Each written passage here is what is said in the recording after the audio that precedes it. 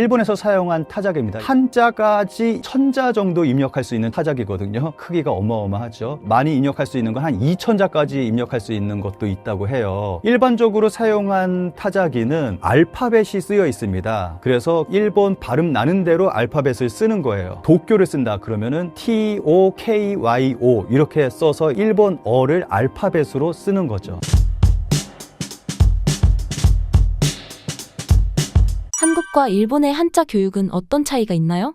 우리나라 같은 경우는 한 80년대쯤부터 이제 한글 전용화 운동이 벌어져서 90년대 들어서면서 이제 한자가 사라졌잖아요. 신문 같은 경우도 한자가 완전히 사라졌고, 예전에는 일본처럼 세로 읽기에 막 한자 들어가고 막 보기 힘들고 그랬는데 90년대 들어서면서 가로 읽기에 한자도 사라지고 그렇게 변했는데, 일본 같은 경우는 이제 한자 중심이다 보니까 국어의 시작은 곧 한자의 시작이다라고 말을 할 수가 있습니다. 제가 책을 하나 가져왔는데 이게 한자 책입니다. 한자 검정 책인데 보시면 여기에 한자들이 쫙 있어서 이걸 외워야 되는 거예요. 지금 제가 가지고 온 건 6급인데 이게 1급부터 10급까지 12단계입니다. 그러니까 준 2급, 2급, 준 1급, 1급까지 해서 12단계로 되어 있는데, 이거는 학교에서 배우는 건 아니고 한자 검정이라는 시험이 있어서 그것 때문에 한자를 공부하는 건데, 이게 일본에서는 5급까지가 초등학생이 알아야 된다라고 하고 있거든요. 그러니까 5급까지의 한자의 수가 1006자가 됩니다. 그러니까 초등학생이 외워야 되는 한자의 수가 1000자가 되는 거예요. 이게 말이 천자지, 천자 외우는 게 결코 쉽지 않거든요. 그러니까 아이들이 그 한자를 배우기 위해서 정말 열심히 공부를 해야 되는 거예요. 우리나라는 그냥 쓰기만 할 줄 알면은 다 의미가 통하는 건데, 일본은 진짜 한자 때문에 아이들이 고생을 하고 있는 거죠. 디지털 시대에서 한국어의 장점은 무엇인가요?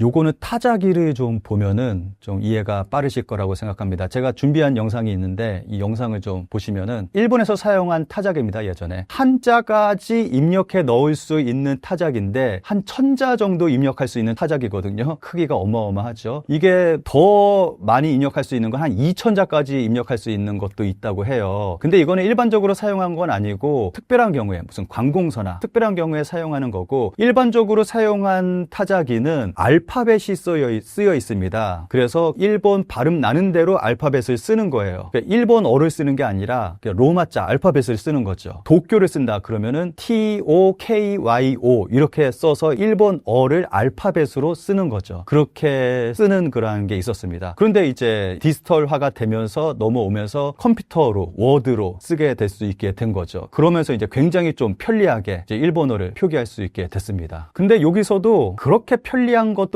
아니에요. 제가 그림을 준비를 했는데 중국도 그렇고 일본도 그렇고 한자는 똑같거든요. 입력을 할 때 발음을 입력을 합니다. 나라에서 사용하는 그 한자에 대한 발음을 입력을 하면 그 발음에 해당하는 한자가 뿅 하고 떠요. 자동으로. 그 안에서 자기가 원하는 한자를 선택을 해야 되는 겁니다. 근데 이게 뭐 스마트폰이나 컴퓨터를 쓸 때 자주 사용하는 단어는 바로바로 떠서 바로바로 이제 선택을 해서 빠르게 입력을 할 수가 있는데, 여기서 문제가 되는 건 잘 사용하지 않는 한자, 좀 어려운 한자 같은 경우는 딱 선택을 하면 한자가 수십 개가 쫙 뜨거든요. 골라야 됩니다. 이거 선택하는 게 진짜 보통 일이 아니에요. 일본인들도 힘겨워 하거든요. 잘 사용하지 않는 한자 같은 경우는 이거를 또 보기가 또 힘들고 하니까 어려운 한자 뭐 이런 것들은 여기서 또 시간이 오래 걸리고 불편한 거죠. 근데 한글 같은 경우는 알파벳도 그렇고 영어도 그렇고 그냥 쓰기만 하면 되는 거잖아요. 발음 나는 대로만 그냥 쓰기만 하면 되는 거니까 여기서 또 크게 차이가 나는 거죠. 일본이나 중국 같은 경우는 그냥 쓰는 것만이 아니라 쓰고 난 다음에 선택이라는 과정이 하나가 더 들어가니까 시간이 더 걸리게 되는 거죠. 그리고 한국 같은 경우는 한글을 입력하기 위해서 노력하신 분들이 또 많이 계십니다. 한글 타자기를 또 만드신 분, 그리고 이제 디지털화 되면서 이제 디지털 환경에서 한글을 잘 사용할 수 있게끔 IT 쪽에서 또 노력하신 분들이 계시기 때문에 우리가 지금 편리하게 컴퓨터나 스마트폰으로 한글 입력을 굉장히 편하게 입력을 할 수 있게 된 거죠. 여기서 또 하나 아주 사소한 거긴 하지만 어떻게 보면은 굉장히 크게 요거에 대해서 불편함을 느끼시는 분도 계실 것 같아요. 중국어 같은 경우는 제가 중국어를 좀 공부한 적이 있거든요. 한 1년 정도 열심히 공부한 적이 있었거든요. 중국어 같은 경우는 발음이 어떻게 되는지를 로마자로 외워야 되잖아요. 그래서 그 로마자로 외운 걸 써서 그 한자가 나오는 거를 또 선택을 해야 되고 그러한 불편함이 있어요. 그러니까 한자만 외워야 되는 게 아니라 이 한자가 어떻게 발음이 되는지를 외우고 또 이 발음이 로마자로 어떻게 써야 되는지를 외워야 되는 거잖아요. 그러니까 그 로마자로 어떻게 써야 되는지 그걸 또 하나 더 외워야 되니까 외워야 되는 게 또 하나가 더 추가가 되는 거죠. 근데 일본어는 발음이 단순하니까 그렇게 어렵지가 않은데 중국어 같은 경우는 힘들죠. 그거 외우는 게. 일본은 한자 사용으로 디지털 문맹이 증가한다는 것이 사실인가요?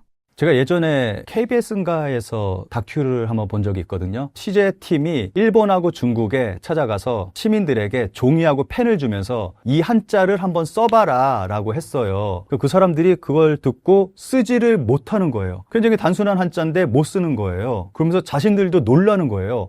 내가 이걸 못 쓴다고? 하면서 놀라는 거예요. 지금은 이제 디지털 사회가 되다 보니까 직접 글을 쓰는 경우가 별로 없잖아요. 대부분 컴퓨터를 쓰거나 스마트폰으로 쓰다 보니까 중국이나 일본 같은 경우는 아까 말씀드렸듯이 발음 나는 대로 쓰면은 한자가 뿅 나옵니다. 거기서 이제 선택만 하다 보니까 쓸 일이 없는 거죠. 그러다 보니까 직접 쓰려고 하니까 못 쓰게 되는 겁니다. 한자 같은 경우는 어떻게 보면 그림이라고 볼 수가 있잖아요. 뭐 예를 든다면 뭐 민수의 얼굴을 그리는데 점이 있었던가, 눈 밑에 점이 하나 있었던가, 두 개가 있었던가, 뭐 이런 거 자주 안 그리다 보면은 잊어버리잖아요. 그러다 보니까 이제 쓰지를 못하게 되는 거죠. 쓰지 않고 선택만 하다 보니까 쓸 수가 없는 새로운 디지털 문맹이라는 것이 나오게 됐고 이제 심각한 사회 문제가 되고 있습니다. 일본에서도 아이들이 일반인들도 글을 못 쓰는 사람들이 점점 많이 늘어나고 있습니다. 그리고 또 하나의 재밌는 현상이 예전에 출판된 책하고 지금 출판된 책하고 비교를 해보면은 지금 출판된 책이 예전 책에 비해서 한자의 수가 많이 줄어들었어요. 일본 같은 경우 어려운 한자거나 아니면 자주 사용하는 정말 간단한 한자거나 하는 것들은 한자를 쓰지 않고 히라가나로 표기를 하는 경우가 굉장히 많아졌습니다. 그러니까 일본 같은 경우는 점점 시간이 지날수록 한자의 사용이 점점 줄어들고 있다고 볼 수가 있는 거죠. 책이 출판된 거, 예전에 출판된 책하고 지금 출판된 책만 비교해봐도 그걸 확실하게 느낄 수가 있습니다. 일본이 한자를 계속 사용하는 이유는 무엇인가요?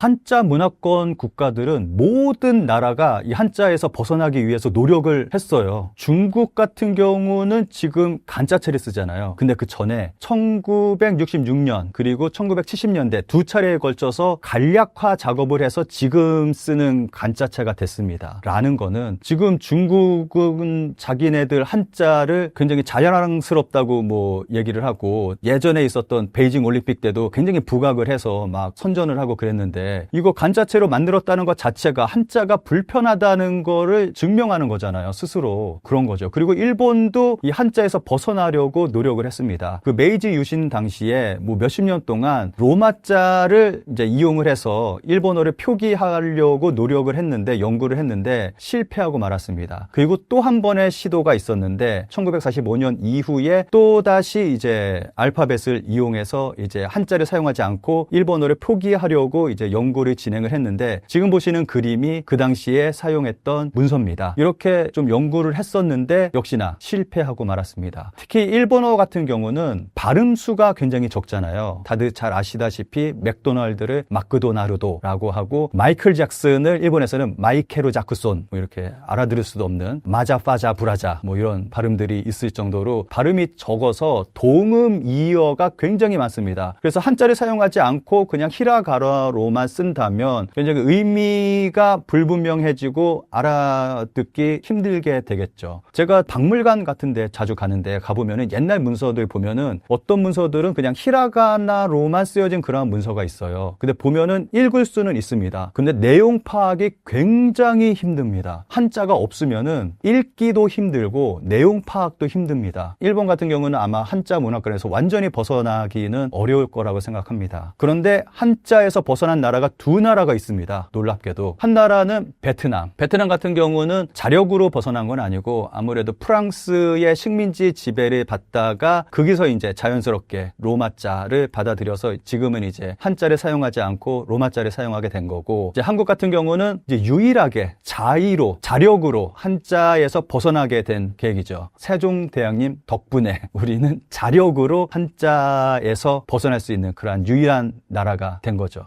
한자에서 벗어난 한글의 발전 과정은 어떤가요? 지금 우리나라가 한자에서 벗어난 데에는 뭐 노력하신 분들이 많이 계십니다. 아무래도 한글 전용 노력하신 분도 계시고, 그리고 IT 쪽에서 우리가 한글 편안하게 쓸 수 있도록 노력하신 분도 계시고, 그리고 최근에는 한류의 영향으로 한글 배우시는 분들도 외국에서 굉장히 많이 있고, 일본에서 한글 배우는 분들 굉장히 많이 있거든요. 제가 일본에 가면은 자주 만나는 분이 계세요. 정말 가깝게 지내는 분이 계시는데 제일동포 분이세요. 그분이 한글 교실에서 한글을 가르치시는 선생님이에요. 그래서 제가 그분 교실에도 자주 참석을 하거든요. 그래서 그 교실에서 한국어를 배우는 분들하고 이야기도 자주 나누고 하는데, 가끔씩 이제 새로운 멤버가 들어오거든요. 그 새로운 멤버가 들어와서 그분하고 이야기를 하다 보면은 그분이 저하고 얘기할 때 감동을 받습니다. 자기가 한국인하고 처음 얘기를 한다, 그러면서 감동을 하세요. 제가 가는 지역이 아무래도 그 홋카이도인데, 홋카이도에서 두 번째로 큰 도시라고는 하지만 아무래도 시골이죠. 시골 지역이고 한국인이 별로 안 가는 그러한 지역이다 보니까 이제 만날 수가 없는 한국인을 만나서 직접 이야기를 하다 보니까 감동이다, 뭐 그런 말씀하세요. 그만큼 한류의 영향력이 굉장한 거죠. 그렇게 한글을 정말 배우고 싶고 한국인과 한국어로 대화하고 싶어 하고 하는 거죠. 이 모든 게 근본적으로 봤을 때 세종대왕님이 한글을 만들었기 때문에 우리가 이렇게 편안하게 편리하게 한글을 쓸 수 있게 된 거고, 그리고 외국인들도 정말 그렇게 감동을 받아가면서 한국어를 배우는 지금의 상황이 됐다고 생각을 합니다. 그래서 이 영상을 보시는 모든 분들, 아름다운 한글을 이용을 해서 아름다운 댓글 이 영상에 달아주시면 감사하겠습니다. 요즘 일본 젊은 세대가 한국 문화를 받아들이는 방식이 단순히 좋아한다 수준을 넘어서 생활 습관까지 닮아가는 단계에 들어갔다고 보시나요? 예, 생활 습관까지는 충분히 달라졌다라고 할 수가 있습니다. 왜냐하면 옛날의 세대하고 현재 젊은 세대가 한국 문화를 수용하는 그 감성이라고 할까, 태도라고 할까, 이거는 전혀 다르다 라고 생각하시면 됩니다. 그래서 한국의 좋은 것은 무조건 좋은 거예요. 예를 들면 이거는 미국의 사례를 조금 말씀드리면요. 미국에서 지금 일본 야구 선수를 좋아하는 작은 아이들이 많아지고 있대요. 그 어린이들이 일본의 오타니 쇼헤이라든가 엄청나게 좋아한대요. 그러나 나이가 많은 미국 사람들은 그거는 있을 수가 없다라는 거예요.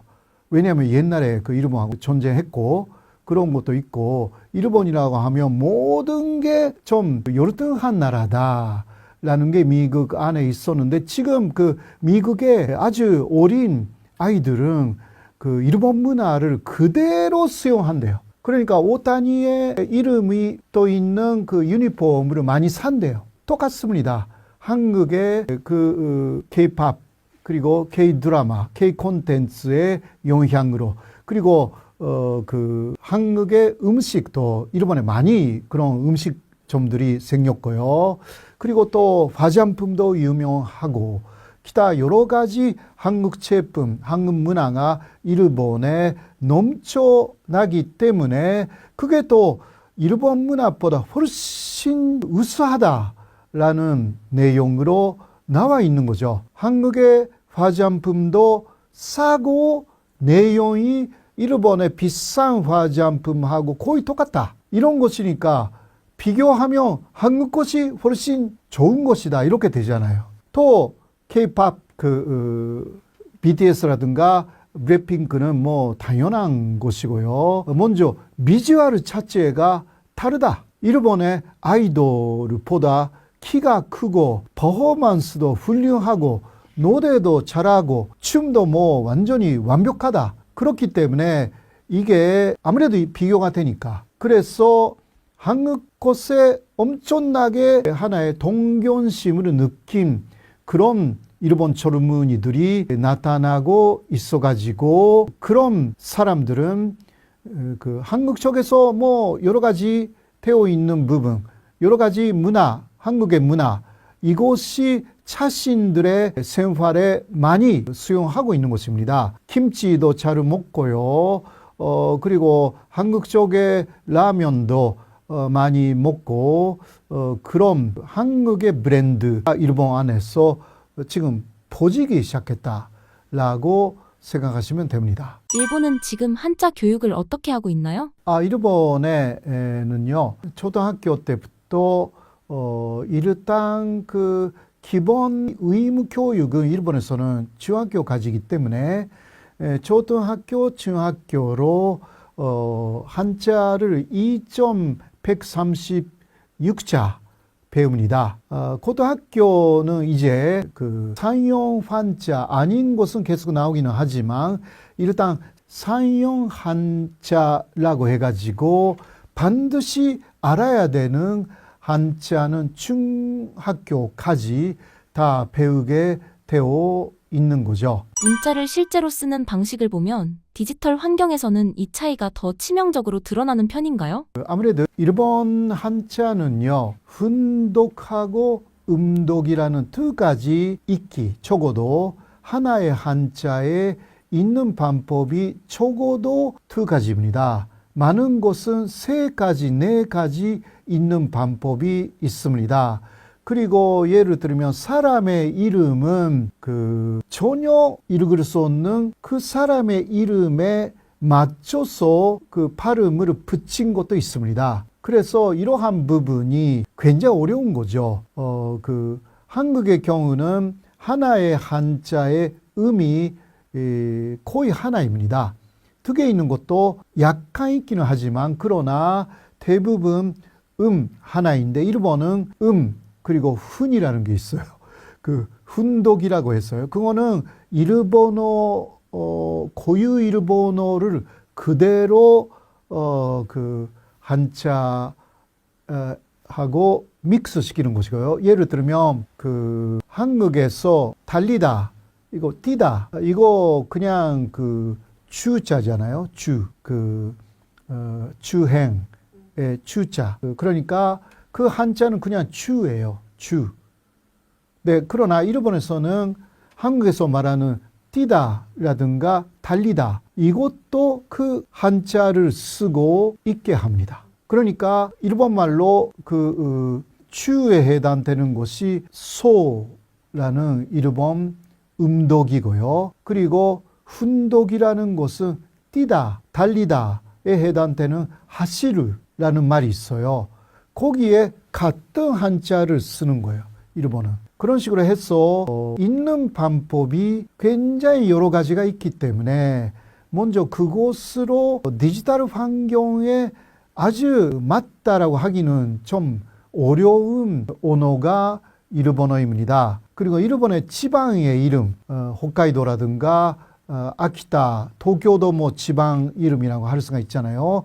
오사카라든가 이러한 그 지방 지자체의 이름은요, 대단히 어려워요. 읽을 수 없는 게 굉장히 많습니다. 그러니까 천식적인 훈독이나 음독으로 읽을 수 없는 도도표현의 지방의 이름들이 많아가지고 이것도 중학교까지는 다 배웁니다. 그렇게 하니까 일본 사람들이 그런 면에서는 배우는 게 한자로서는 대단히 많습니다. 그리고 고등학교 이상이 되면 그 한문, 그러니까 중국에서 온 한문, 한국에서도 그 한문 수업 있잖아요. 그런 것은 더 고등학교 이상에서 많이 배우게 되는데요. 그런 것이 입력시킬 때 대단히 어려운 거예요. 일본인들도 한자 다 외우는 것도 아니기 때문에 또 요새는 워드 프로세서로 다 하니까 쓸 수 없어도 감으로 그냥 알고 있는 것을 그냥 워드 프로세서로 그냥 변환시키면서 그 한자를 쓰고 있는데요. 이게 잘못이 많습니다. 같은 발음으로 다른 한자 쓰는 것이 일본에도 꽤 많기 때문에 이게 그 굉장히 그 실수를 하는 거죠. 이런 문제가 좀 있습니다. 한국은 한자 자체를 많이 안 쓰기 때문에 그러한 부분은 일본보다 훨씬 유리하다라고 할 수가 있습니다. 일본 이용자들 사이에서 입력 스트레스에 대한 불만이 꾸준히 나오는데 그래서 오히려 한국식 키보드 입력 방식에 관심을 갖는 흐름도 보이나요? 일본에서도요, 한국의 키보드의 입력 방식에 대해서 알고 있는 사람들이 많이 늘어났습니다. 왜냐하면 한국말을 배우는 사람들이 늘어났기 때문이죠. 그리고 한번 배우면 그렇게 어렵지 않습니다. 그 입력 방식 자체가 일본어보다는 훨씬 쉽다라는 것이 있어서 그래서 오히려 그 한국어 배우는 사람들은 그 한국말의 키보드에 익숙해지기 쉽습니다. 그런 면에서도 한국말에 더 관심을 많이 갖는다라고 할 수 있습니다. 디지털 시대의 한자권 언어는 구조적으로 계속해서 불리해질까요? 예, 한자권의 언어라고 해도 많이 좀 달라졌어요. 사실 그 일본이 사실 한자권이잖아요. 사실 일본이라는 나라가 가장 그 언어적으로 특히 입력 부분에서 어려운 나라입니다. 왜냐하면 한자가 있고 히라가나가 있고 또 가타카나라는 게 있어요. 외래어를 표기하는 게 가타카나이고요. 그러니까 세 가지를 경우에 따라서 입력하여서 변환시켜서 또 수정하여서 이런 식으로 하기 때문에 굉장히 그 입력하는 게 귀찮은 언어가 일본어라고 할 수가 있습니다.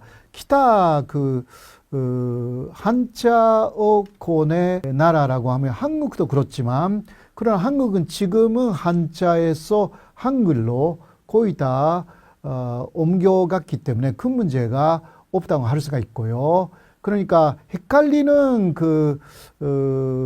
한자가 없으면 이해가 안 되는 것만 한자를 쓰지 않습니까? 한국은요. 그래도 한자 자체를 모르면 이게 소용이 없는데 그래도 일단 그런 습관은 아직은 남아 있고요. 사람의 이름도 한자로 쓰는 습관은 한글, 그 다음에 한자 쓰는 습관은 한국에 남아 있지 않습니까? 그리고 또 중국이라고 해도 중국의 폰토에서는 이게 옛날에 한자가 아니라 간자라는 좀 쉽게 생략한 한자를 쓰고 있고요. 그러니까 한자권이라고 해도 굉장히 많은 종류가 생겨버렸어요. 대만은 옛날에 그대로의 정자라는 한자를 쓰고 있고요. 일본은 또 약자니까요. 한국도 전자 문화인데 일본은 약자도 좀 들어가 있고요. 대단히 다양합니다. 각 나라마다 어떤 식으로 입력 방식을 만들고 있는가 이게 좌우되는 문제다. 그렇게 말씀드릴 수 있습니다. 일본에서 한국어 학습이 늘고 한국 어학원에 오는 사람도 늘어난 것 같은데 이 흐름은 한류 소비를 넘어 인생 설계, 취업 관계, 이주 단계까지 넘어간 걸까요? 일본에서 한국어 능력 시험도 있고요. 그래서 그러한 자격증을 따면 일단 한국 관계에서 무역 업체라든가 일본 안에 많지 않습니까? 이런 데서 취업이 잘 된다고 합니다. 아무래도 한국말을 할 수 있어야 이런 비즈니스를 할 수가 있기 때문에 그런 면에서 한국어 수요가 늘어나고 있고 물론 가장 첫 번째는 한류에 매료되어서 한국말을 배우기 시작한 사람들이 많기는 합니다. 그러나 비즈니스 목적으로 배우는 사람도 있고 그러니까 현재는 중국말을 제쳐가지고 제2 외국어로서 한국말이 제2위가 되었다라는 이야기도 많이 들려옵니다. 그런 식으로 일본 안에서 한국어의 수요가 늘어나고 있는 것은 사실입니다. 그렇다고 이게 아주 뭐라 할까, 언어 환경까지 완전히 바꾼다라는 수준은 아직은 아니다. 조금씩 그런 것은 보여요. 저번에도 이거 이야기했는지 모르겠지만 일본어하고 한국어를 합성해가지고 한국어하고 일본어 플러스 해가지고 한본어라는 게 일본에서 좀 생기기 시작했고요. 예를 들면 진짜 이거는 그냥 한국말인데 이게 뭐 거의 일본말이 됐거든요. 또 기다려 주세요. 주세요 부분을 일본말로 기다려 쿠다사이라든가 이게 그러니까 한국말하고 일본어 그러니까 한본어 혹은 힘내세요. 그냥 힘라고 말하거나 그런 게 좀 있어요. 그리고 아주 좋아합니다. 이거 아주 좋아하다. 다이스키라고 일본에서 말하는데요. 그거하고 입니다를 붙입니다. 그래서 다이스키입니다. 그런 식으로 하거나 기타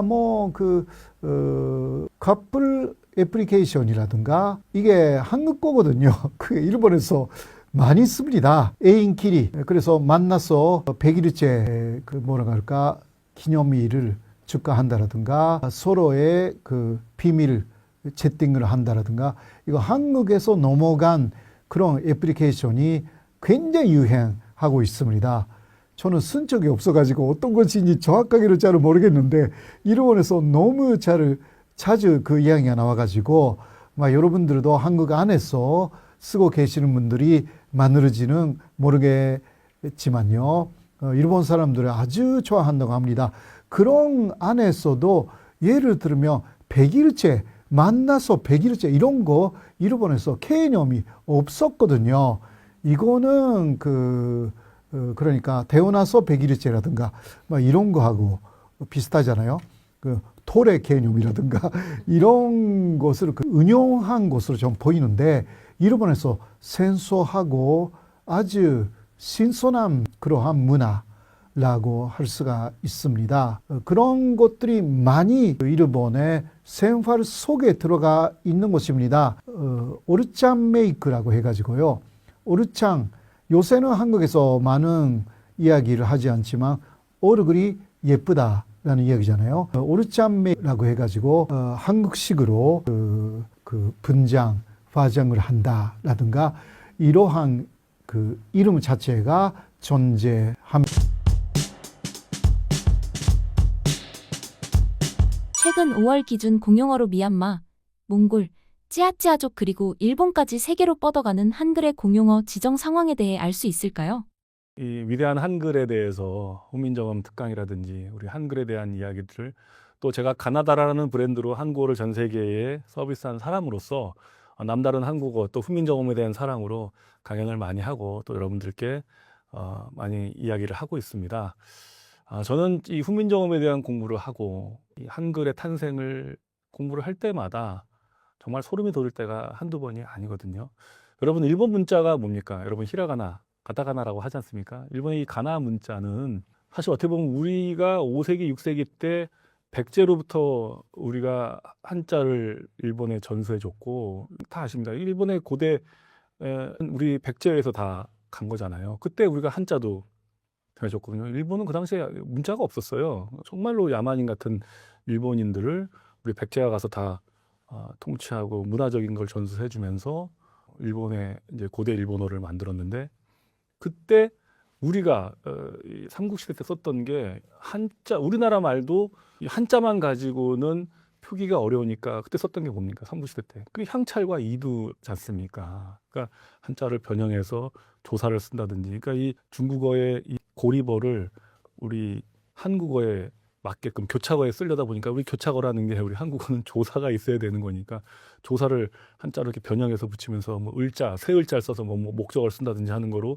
그 향찰과 이두를 썼던 그거를 고스란히 전해줘서 그걸 그대로 베껴서 만든 게 일본의 오늘날 문자입니다. 그래서 일본은 히라가나 있죠, 가타카나 있죠, 한자 있죠. 그래서 일본 문자를 쓰는데 흘림체로 쓰는 히라가나도 표시하고 외래어는 이 각진 글자인 가타카나로 표시하면서 또 한자로 표시하면서 이 한자가 음독도 하고 훈독도 하는 아주 옛날에 우리가 그랬거든요. 옛날에 우리가 하던 게 그대로 일본에 남아있던 겁니다. 그러니까 1500년 전 우리가 쓰던 그 문자의 음독과 훈독과의 이두 향차례가 그대로 지금 일본에 남아있는 게 오늘날 일본의 문자예요.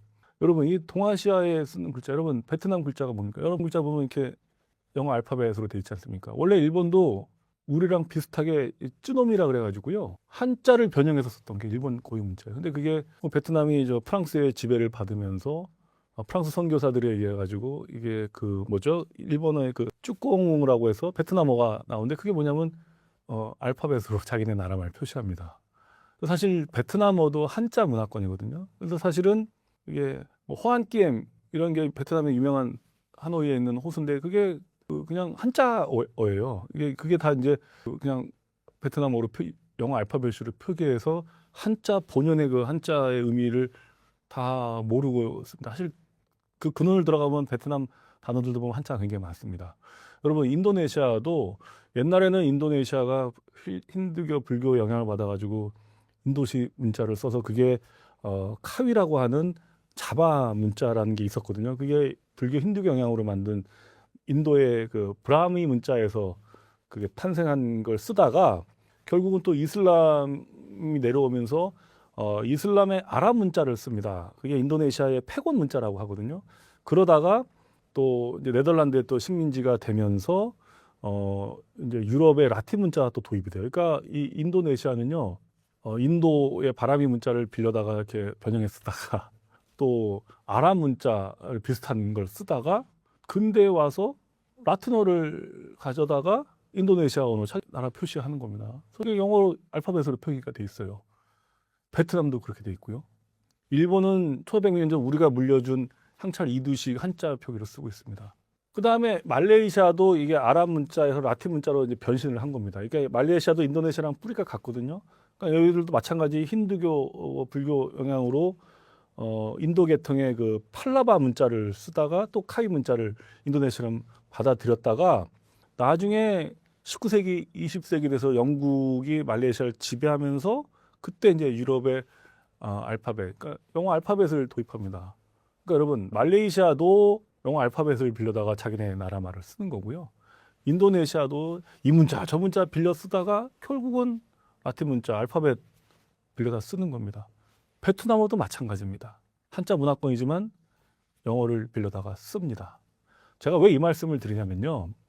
만약에 1443년에 세종대왕께서 하늘에 대한 예지로 홀로 신기를 운영하여 창조했다라고 하는 그 기록처럼 세종대왕께서 탁월한 지혜와 어마어마한 학문적 그리고 성찰과 지식을 통해서 세계 유일무이한, 그러니까 문자 언어학자들도 이 한글은 워낙 독특한 문자니까 이게 음절 문자도 아니고 표현 문자도 아니고 해서 자질 문자라는 새로운 말로 표현을 했을 정도로 굉장히 과학적인 소름이 돋는 거를 지금부터 600년 전 1443년에 세종대왕께서 만드셨지 않습니까? 이걸 만약에 세종대왕이 만들지 않았으면 지금 한국은 무슨 문자를 쓰고 있을까요? 한번 여러분 그런 상상이나 해보셨습니까? 왜냐하면 우리가 너무나 당연하기 때문에 물과 공기처럼 우리에 있어서 이 한글이 너무나 당연하니까 아마 한 번도 생각을 해보지 않으셨을 겁니다. 근데 저는 그런 걸 이렇게 생각을 많이 해봤어요. 여러분, 한글이 우리나라에서 공식 공용어가 된 게 몇 년도인지 아십니까? 1894년인 것 같습니다. 이게 이제 고종 31년 때 이제 한글을 국문으로 공용어로 합니다. 1894년. 그 얘기는 뭐냐면 세종대왕이 훈민정음을 만들고 나서도 450년간 국가 공용어로 쓰지는 않았다는 얘기예요. 그럼 1890년대에 우리나라의 문맹률이 몇 프로인지 아십니까? 몇 프로 같습니까, 여러분? 조선시대 세종대왕이 한글을 훈민정음을 만들던 당시에 조선 초의 문맹률은 거의 95% 이상, 99%로 보고 있습니다. 양반들만 보던 거예요. 95% 가까이로 보고 있어요. 일반 사람들은 향찰과 이두 있지 않냐? 향찰과 이두도 한자를 알고 있던 귀족 계층들, 지배 계층들이나 쓰던 거거든요. 그러니까 일반 사람들은 문맹이었다고 보시면 됩니다. 그걸 안타깝게 여겨서 세종대왕께서 내 일을 어여삐 여겨 새로 28짤 만근능이 사람마다 헤어 수빈이겨 쉽게 여겨서 잘 쓰길 바랄 뿐이다라고 세종대왕이 말씀하셨잖아요. 일반인들은 쓰는 문자가 없었어요. 이걸 세종대왕께서 보시고 만들었다는 게 얼마나 대단한지 지금 생각해도 600년 전에 야 대단하다. 이런 전 세계에 없는 유일무이한 문자를 만들어 주셨는데 그럼으로 인해서 우리가 한국어라는 한국민이다라는 정체성을 완벽하게 갖추게 되었다고 저는 생각을 합니다. 여러분 450년 가까이 1890년대의 문맹률이 여전히 90% 나옵니다. 진짜예요. 여러분 안 그럴 것 같으죠? 그런데 이제 1894년에 고종이 국어를 이제 국문을 공용어로 하면서 이제 우리나라의 교육 폭발이 일어납니다. 그래서 수많은 이제 한글 학자들, 주시경 선생이라든지 한글 학자들이 나오고 한글을 이제 본격적으로 보급하면서 문맹률이 올라갑니다. 여러분 그 당시에 서구 열강들의 문맹률은 일본이 이미 일찌감치 메이지 유신으로 개화를 해서요. 일본의 문맹률은 30% 40% 정도라고 합니다. 그리고 이미 서양을 비롯한 건 거의 문맹률. 왜냐하면 이들은 일찍부터 산업혁명이라든지 해서 노동자들을 빨리빨리 배출했어야 되기 때문에 문맹률이 굉장히 낮았죠. 그 지식을 보급하고. 근데 우리만 해도 정말 지식이라고 하는 거는 양반 계층, 지배 계층들만 쓰던 거였는데 한글의 보급으로 이제 우리가 급격히 올라가면서 오늘날 대한민국으로 성장하는 기틀을 마련했다라고 저는 생각하고요. 이 훈민정음 한글이 있었기 때문에 우리나라 사람들이 당시 조선시대에 보면 굉장히 언어적으로 일본과 중국을 앞섰다라는 그런 많은 기록이 있지 않습니까? 그러니까 훈민정음으로 기록을 하니까 발음 기호도 훨씬 풍부했고 그래서 일본은 50음도 일본 사람들 일본 선생의 영어 발음 후지다고 우리 학생들이 들고 일어났다고 유명한 사건이지 않습니까? 제가 늘 얘기했던 얘기인데 그런 면에서 저는 지금 말레이시아나 인도네시아나 베트남에서 쓰고 있는 문자를 보고 일본은 히라가나 가타가나 한자 훈독과 음독 1500년 전 우리 백제로부터 배웠던 걸 아직도 쓰고 있는 걸 보고 있으면 우리 한글이 없었으면 어땠을까? 자, 지금 전 세계적으로 유래를 보기 힘든 한류의 시대입니다. 이게 참 쉽지 않거든요. 이게 유럽, 그 콧대 높은 문화적인 자존심 높았던 영국과 프랑스 국민들이 우리나라 팝과 드라마를 좋아하고 남미, 북미, 뭐 아프리카 할 거 없이 전 세계가 우리나라를 좋아합니다. 여러분 아까 말씀드렸던 것처럼 9세기, 10세기 때 아랍의 기록에 의하면 저 중국의 동쪽에 있던 신라는 최고의 나라다. 한 번 가면 매료돼서 거기서 정착하고 산다라고 했던 그 기록이 오늘날 외국 사람들이 한국에 오면 어떠합니까?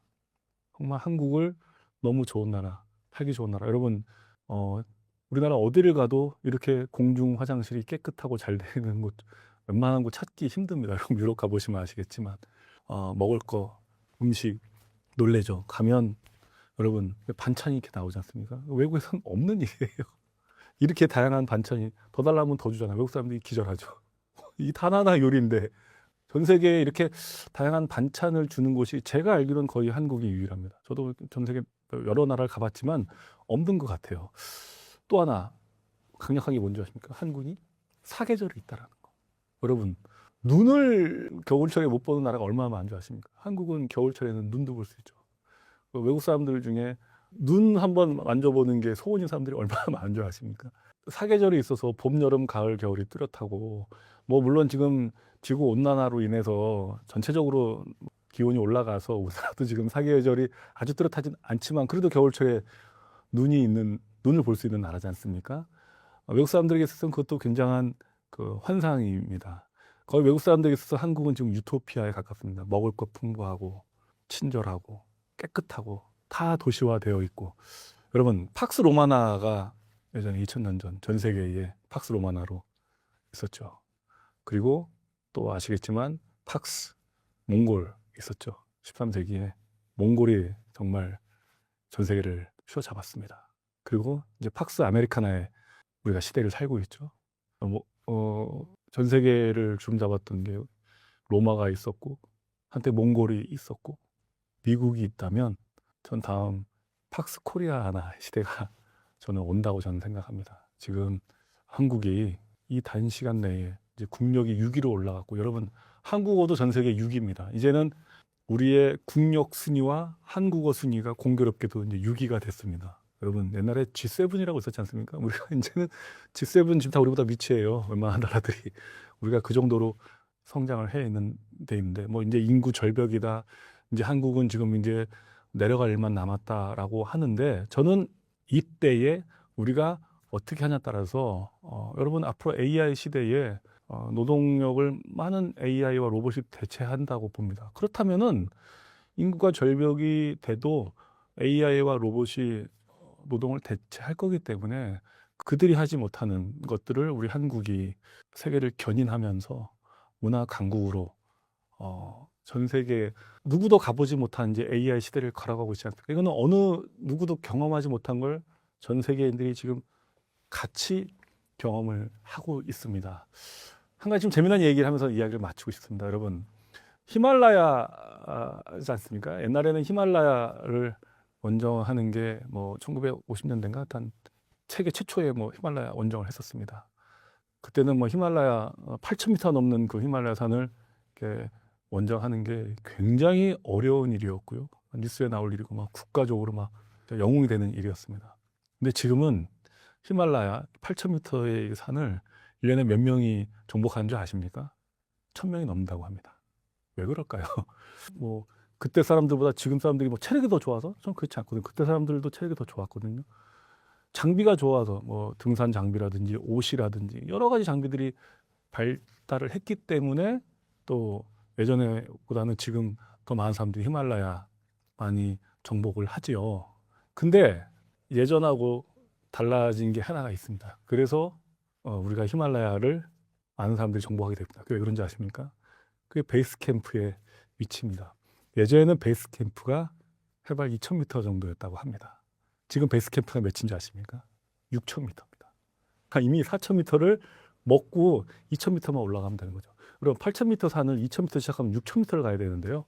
6,000m, 지금 6,000m에서 베이스 캠프가 시작하면 2,000m만 올라가면 되거든요. 그러니까 예전보다 많이 올라갔습니다. 제가 왜 이 얘기를 하냐면요. 우리나라가 예전에는 우리나라의 위치가 해발 2,000m였다고 저는 생각합니다. 근데 지금 한 세대 만에 우리의 국력이 해발 6,000m로 올라간 거예요. 저는 정말 우리에게 있어서는 신이 준 기회라고 생각합니다. 앞으로 AI의 시대, 누구도 경험해보지 못한 시대를 이제 가고 있습니다. 그때 우리는 해발 2,000m로 시작하는 게 아니라 찍스, 국력 6위로서 이미 6,000m쯤 올라간 선진국들과 같이 오히려 우리보다 한참 앞서 있었던 나라들을 앞서서 일본도 우리가 이제 앞서고 프랑스, 이탈리아보다 앞선 걸로 경험을 하면서 우리가 개척해 나가는 우리가 처음으로 걷는 이 길들이 아마 세계의 표준이 되지 않을까 생각합니다. 인구가 절벽이 되면서 또 로봇으로 노동력을 대체하면서도 경제력을 끌어가는 그러한 것들을 우리가 보여줘야 되지 않겠습니까? 저는 그런 면에서 우리의 미래가 마냥 뭐 밝다 또는 이렇다 하지 않고 아무도 걸어오지 못한 길을 다만 우리는 해발 6,000m에서 그래도 수많은 나라들보다 유리한 곳에서 시작하기 때문에 우리의 후손들과 우리나라의 미래 팍스 코리아나를 만들 수 있다고 저는 생각합니다.